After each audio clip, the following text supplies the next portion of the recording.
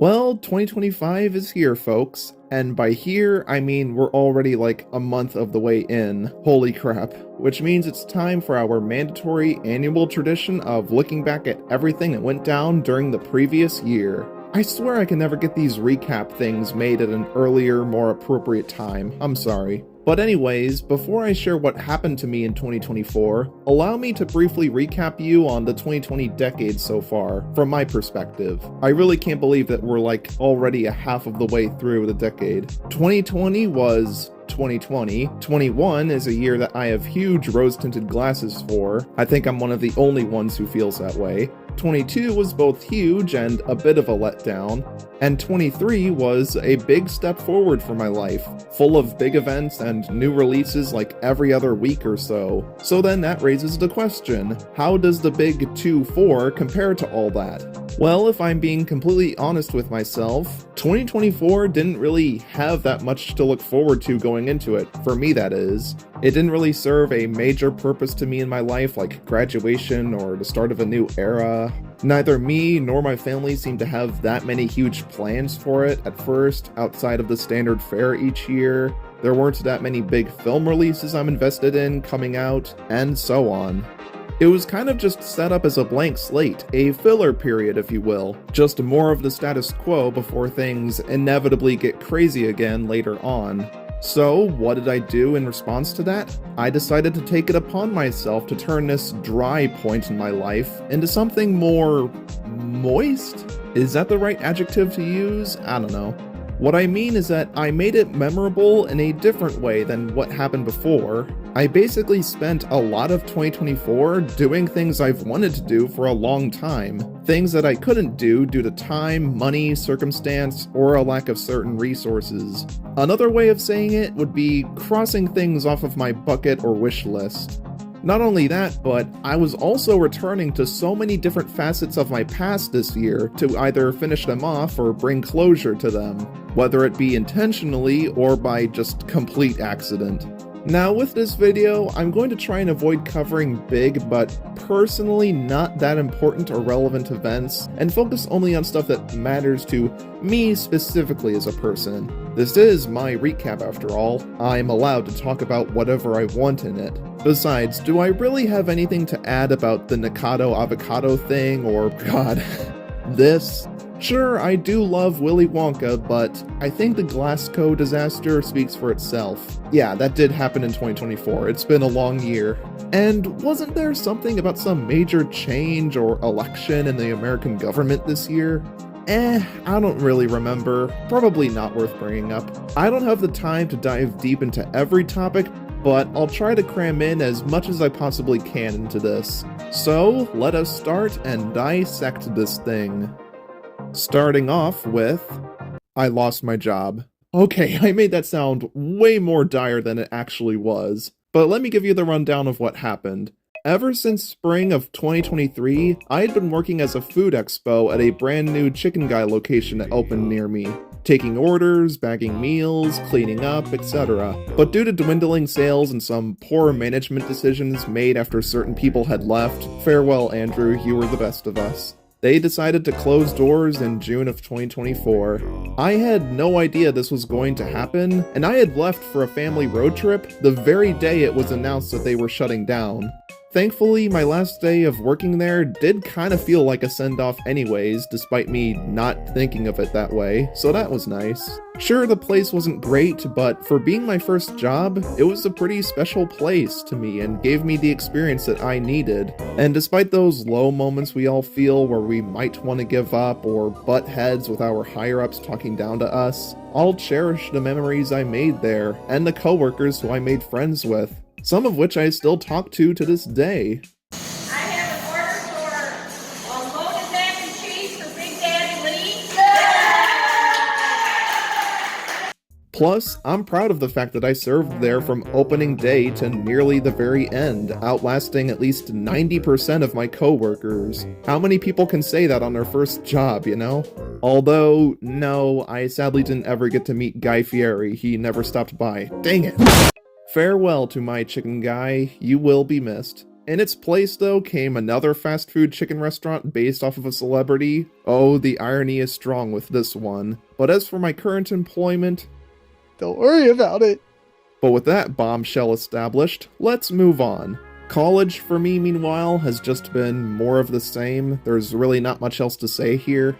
I suppose I entered a new stage of my life by turning 20 last September. I'm one step further to becoming a name on a tombstone, guys. AI imagery and videos are becoming more and more the bane of my existence with each passing day. I despise AI content so much, you guys don't even know. There were a handful of celebrity deaths that really surprised me this year. We lost Darth Vader and Mufasa himself, James Earl Jones, and Bill Cobbs. Cobbs, people. I said Cobbs, not the other one. Former YouTube CEO Susan Wojcicki had passed away, which was super shocking due to her age and left me feeling nothing but regret. I feel like she deserved a little bit better during her tenure in retrospect.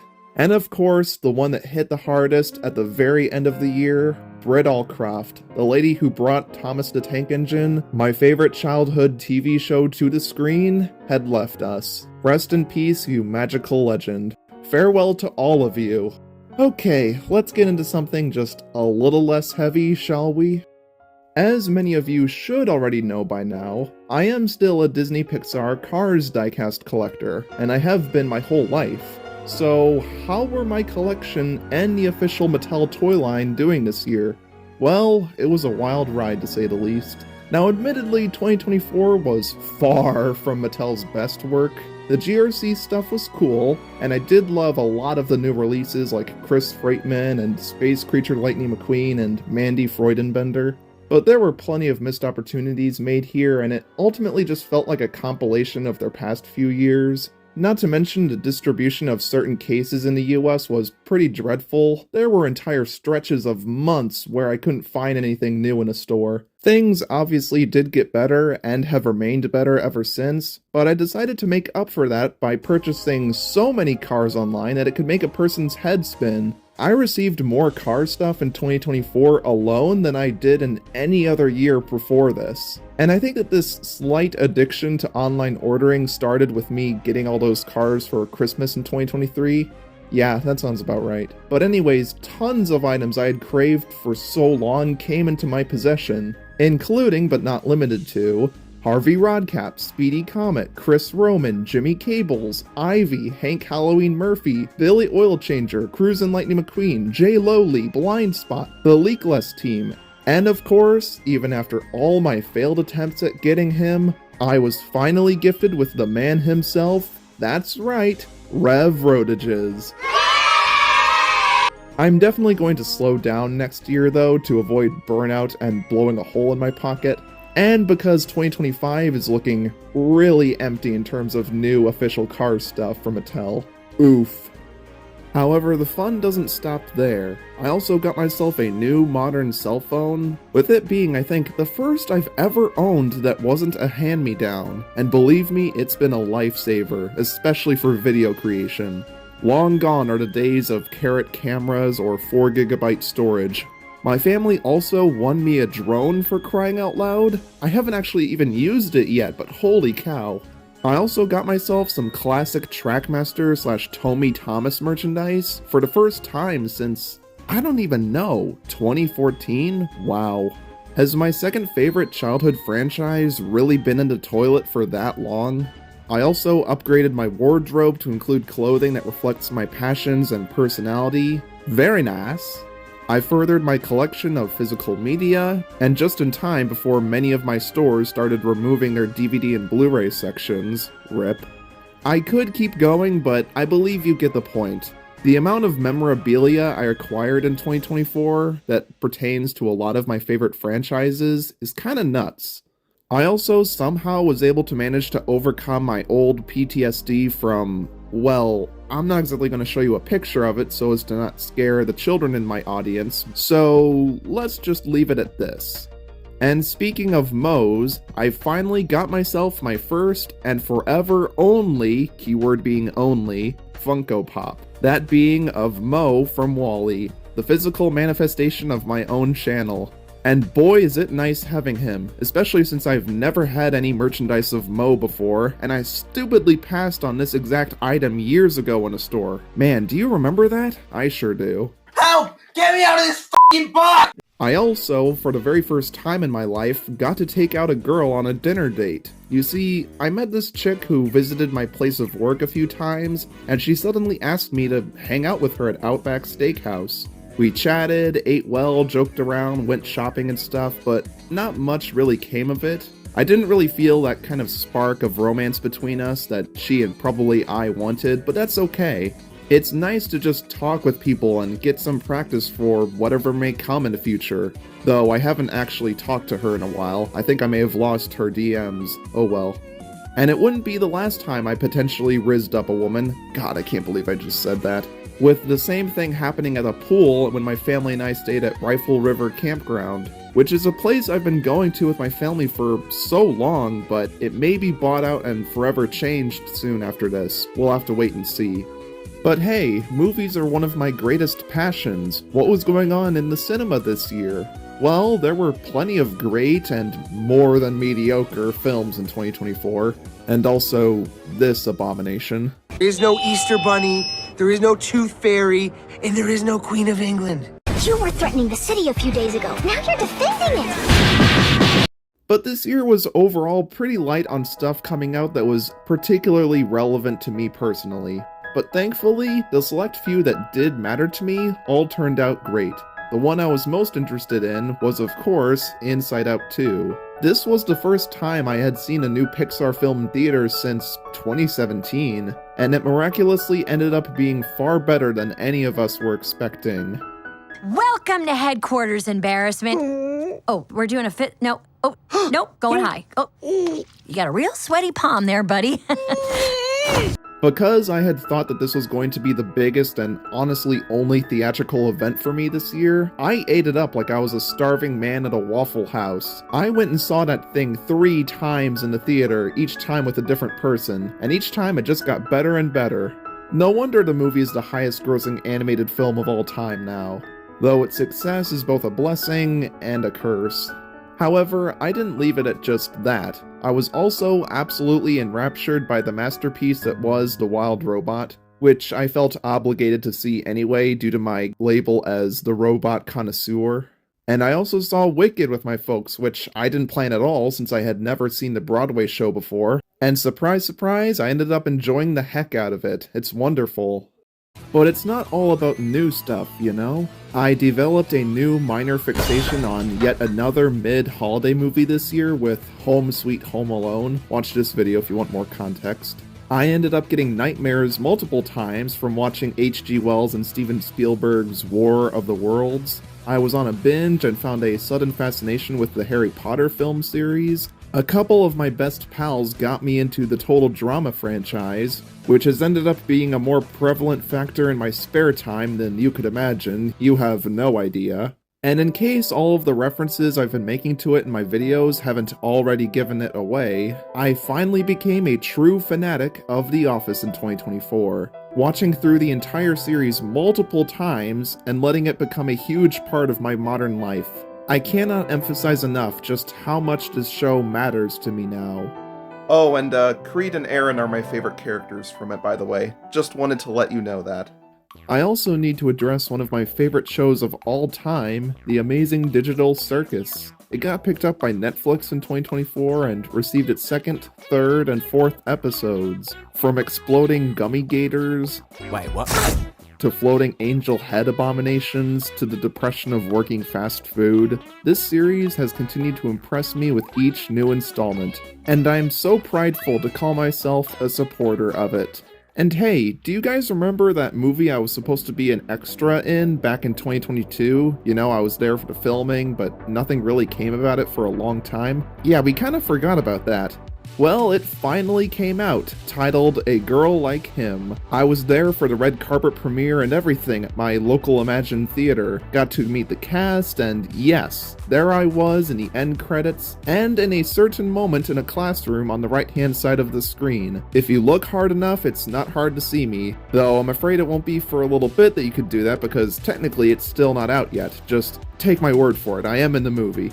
But regardless, I'm just very glad that my old, lifelong dream of finally being up on the big screen has finally been answered. My friends also convinced me to set up a Roblox account, and I am so glad that they did, with us making tons of hilarious memories through that game. Thanks to me now owning a laptop, I also played the FNAF fan game The Joy of Creation Reborn, something I'd wanted to do for years, but even bigger than that, after being absolutely obsessed with it even long after its release, I finally managed to play Jurassic World Evolution for the very first time, and man, what a time that was. I mean, technically, I had played it before on my friend's console during COVID, but I'm not gonna count that.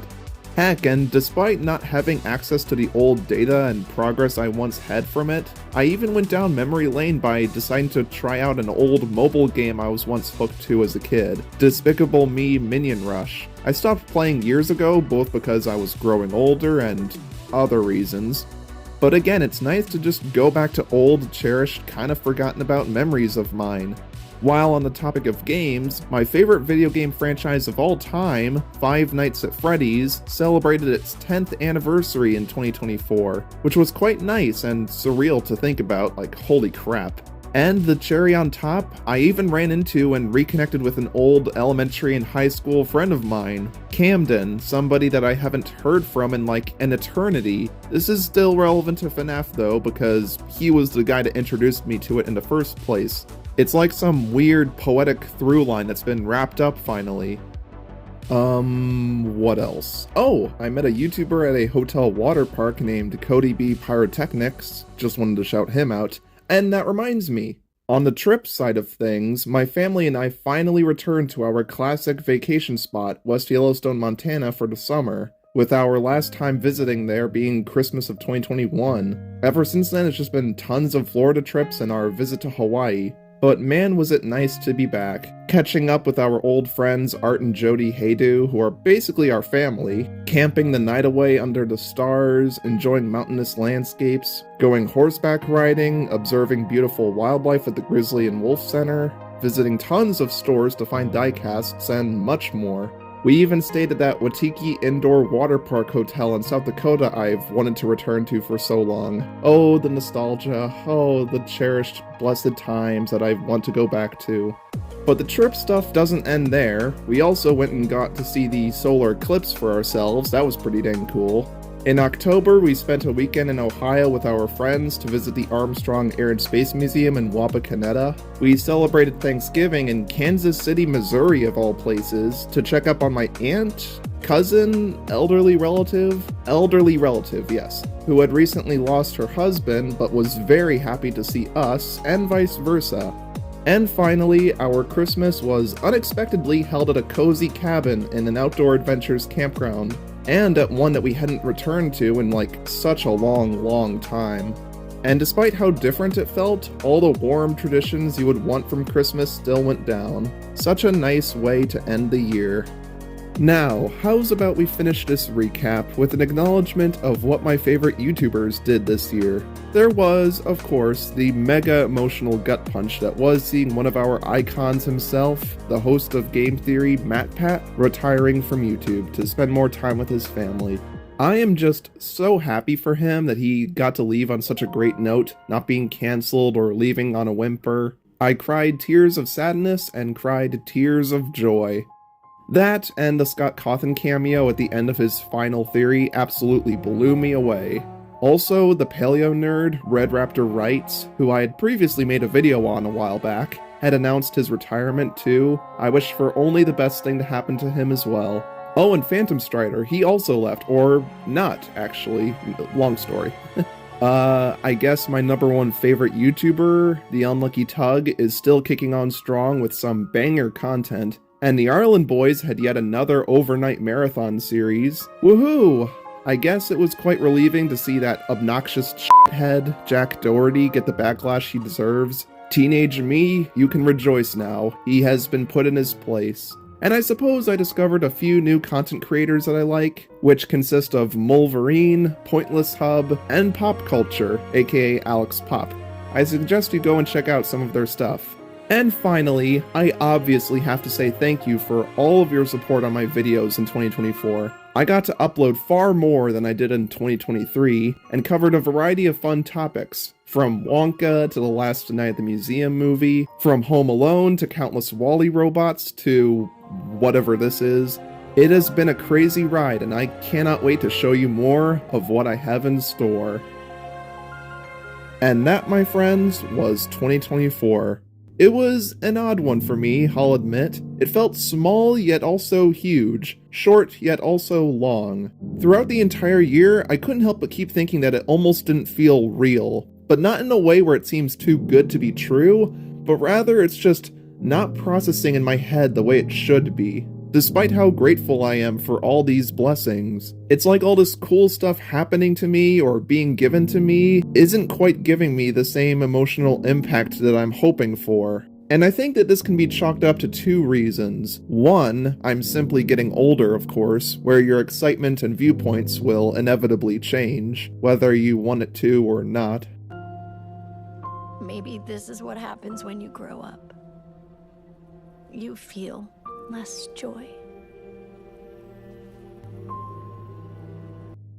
And two, I'm pretty much in a similar place to where I was a couple years ago. Despite now being in college, in the job world, growing my existing passions and developing new ones, etc., my general style of life hasn't shifted all that much. Living in the same house in the same state that I've always been in, and sadly, I still don't have a significant romantic other that I can rely on in the roughest of times.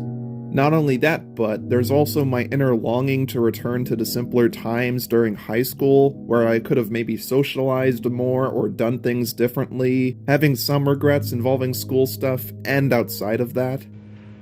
I wish there was a way to know you're in the good old days before you've actually left them. Couple that with high school graduation and this disappointment not really satisfying me the way I wanted them to a couple years ago. Not to mention the convenience of having a debit card and everything, making it feel almost a little too easy now to acquire the things I want. And I'd be lying if I said that this lack of a huge jump in where I am in life hasn't emotionally affected me at times. I will admit though, ever since New Year's, things have been feeling better for me on a personal level, which is good. I feel more proactive and alive now. And of course, I always keep my head up and look towards the future with all the good and the bad in mind. I just have to wait and see what's on the horizon for me and make the best of it. Once again, I have to say thank you to all my online friends and my viewers for simply just helping me through by being there to listen to me. It means a lot. 2024 was an interesting period of looking back on different parts of my life and bringing closure to them, and we'll see where it goes from here. 2025 so far has the potential to be either a fantastic time or the greatest disaster yet seen by man. Whatever the case, I'll still be here making content for you, and I hope to see you in the next one. Bye-bye!